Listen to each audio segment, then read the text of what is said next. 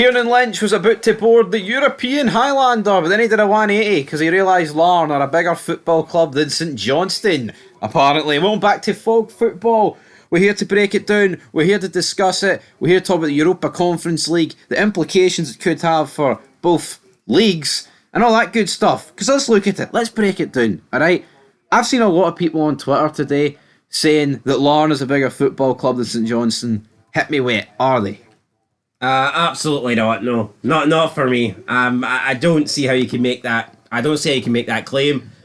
That's asinine, in my opinion. But yeah, I think it's a ridiculous statement to make. I'm not going to sit here, right, and pretend that St Johnstone are this massive football club, right? But at the end of the day, they're a Scottish Premiership club, and that puts them above Larne.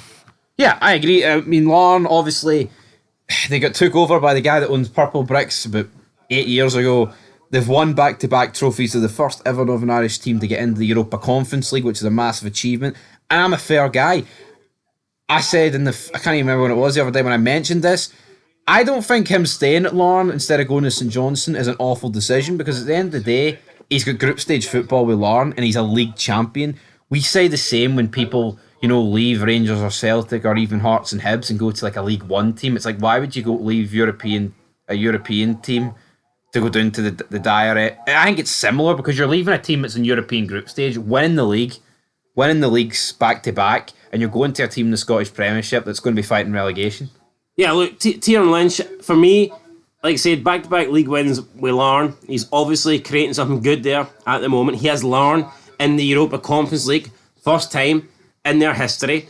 That's groundbreaking. He's going to have 6 big European games where he can showcase himself against some decent European sides. It might not be the elite sides in Europe, but that's still going to be 6 massive games for a club the size of Larne.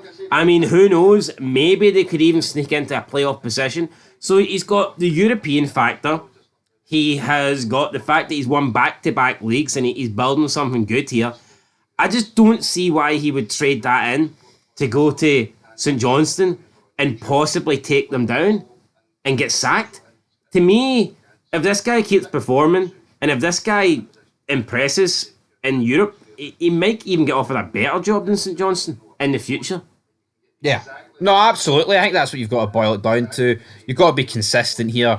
It's not just about wages. And dare I say, I'd say his wages at Larne wouldn't be far off what St Johnstone were offering. And Larne are they're a pretty rich club, put it that way. You've just got the Conference League boost, which I'm going to assume that he's probably received some form of bonus for that, because it's absolutely massive. Yeah, but it's like when you look at, we kind of use the same logic when it came to Aberdeen and Hearts. We're like, we think that qualification for European group stage, the guaranteed group stage games, we were believing that could be the difference maker. That could be what determines players or even managers whether they're going to stay for another year. Like, for example, with Shankland, I thought going into the summer, it's like, for me, if I was Shankland, I would want to stay at Hearts because, like I said, third best team in Scotland, or at least it looked like that at the time, and you're getting European group stage football. To me, that seems better than going down to England and just playing domestic stuff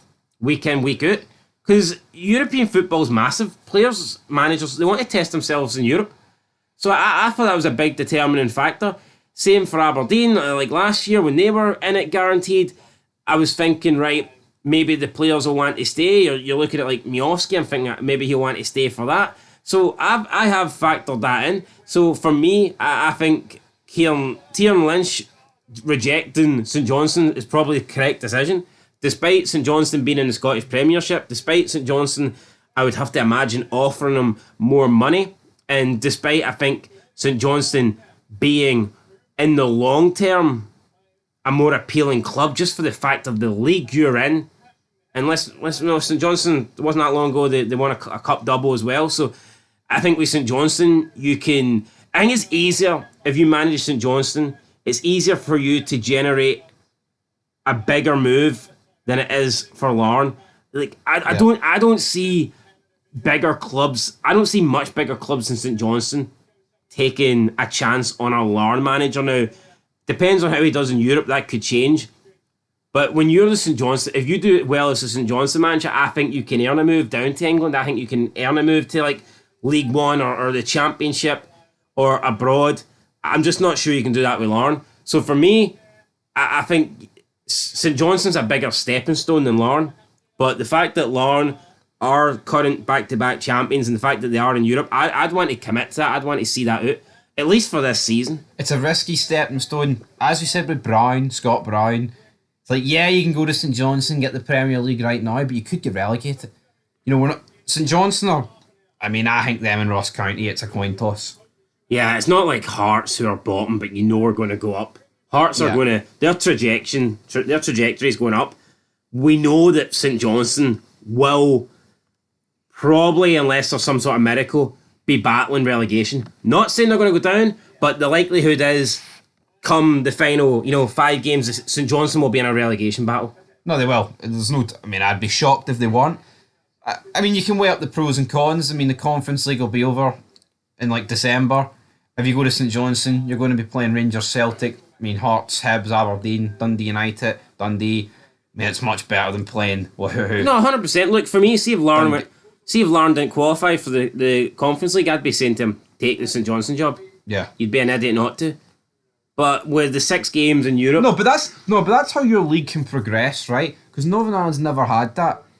The Welsh League's never had where they've got into European football. They've never had this headache where, well, of course I'll leave. Now it's like, well, European football. You know what I mean? Yeah, 100%. And that's why, I mean, if you ever want these leagues, same with the Republic of Ireland League, if you ever want your own leagues, right, to get up in the world, you need them to get into Europe and these headaches to happen, because if it happens for the managers, it'll soon happen to the players. Like, say, I mean, obviously the window's closed before Larne get in, but say you were a Larne player, it's like, do you want to go to St Johnstone, or do you want to play the 6 Conference League games and maybe get a better move than St Johnstone? Maybe it's a wee bit different for a player than it is a manager. Or maybe the St Johnstone move will still be there in the future. But it creates those headaches. For me, I'd be like, hold on here, do I want to go to Scotland, and yeah, you'll get some massive games, but could be getting relegated, or do I want to stay at Larne where I'm going to be a key player and get to test myself in Europe, and who knows, if I perform well in the European games, then maybe I'll be offered an even bigger opportunity. So I agree with Tiernan Lynch to reject St Johnstone and not leave Larne.